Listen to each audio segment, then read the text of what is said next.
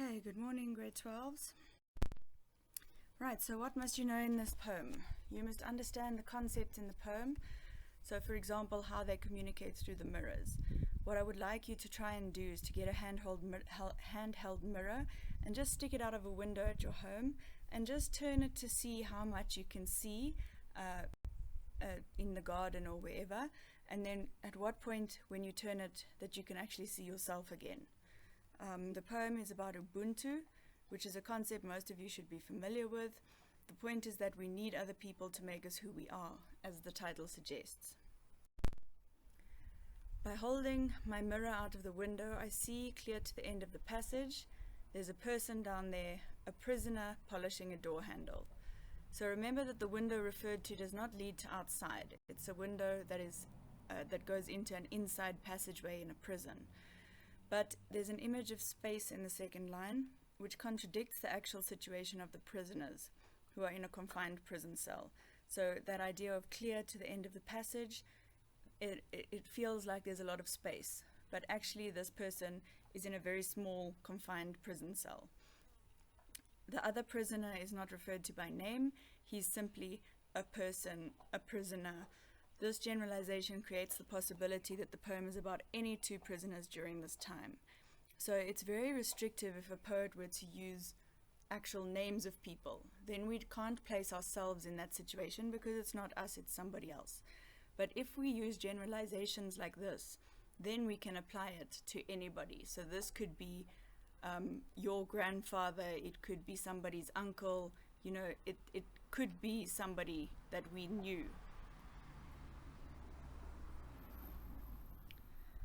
The man is polishing a door handle, which is a menial, useless job designed to keep the prisoners busy. So it's not something useful. It's not something that gives them worth. It's just a useless job designed to keep them busy and pass time while they're in prison. In the mirror, I see him see my face in the mirror.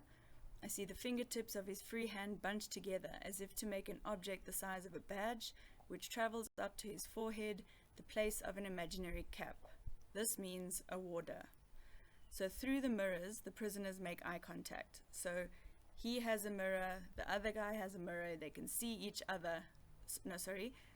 He has a mirror and he can see that man see his face in his mirror.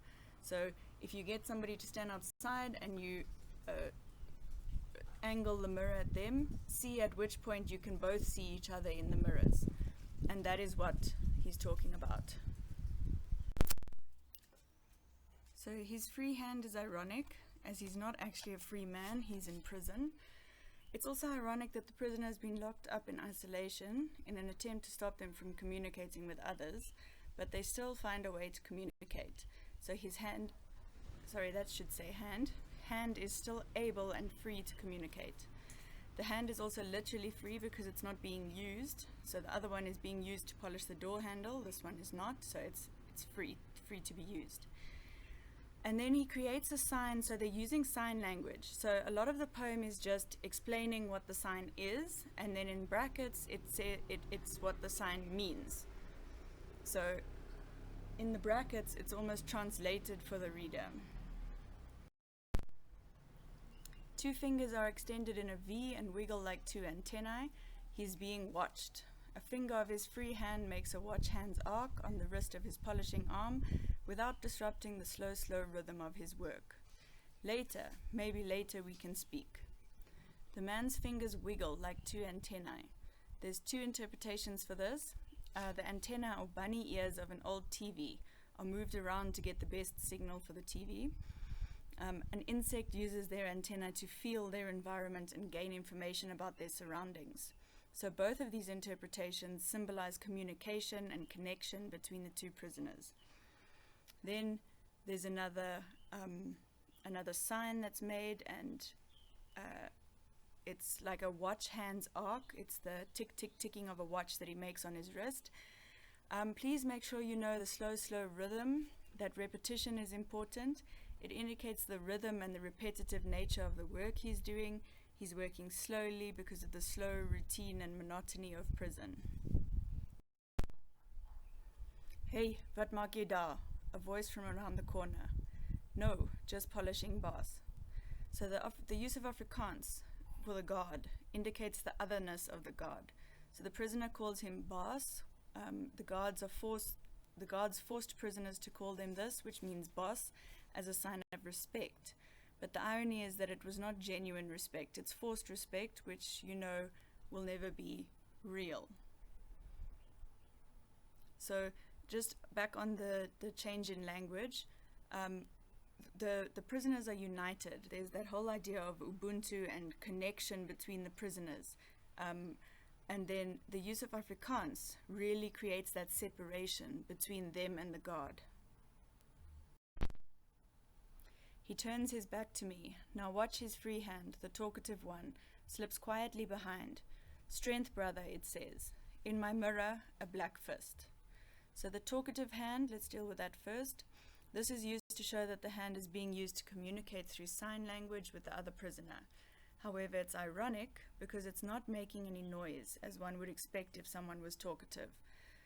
So usually if we talk about someone who's talkative, they're making a lot of noise, they're carrying on, but this hand is actually silent. So referring to it as talkative is ironic because it's not making any noise. But it is making sign language, which is communication. The man puts his hand behind his back and makes a fist. The black fist was a symbol of unity and of the freedom fighters and their fight for freedom. This symbol communicates strength to the other prisoner. So they encourage each other to continue the fight. Even though they're not able to communicate directly, they still find a way to strengthen one another, which is the Ubuntu in the poem. Okay, please do the questions on the poem, 2.10.1 on page 25.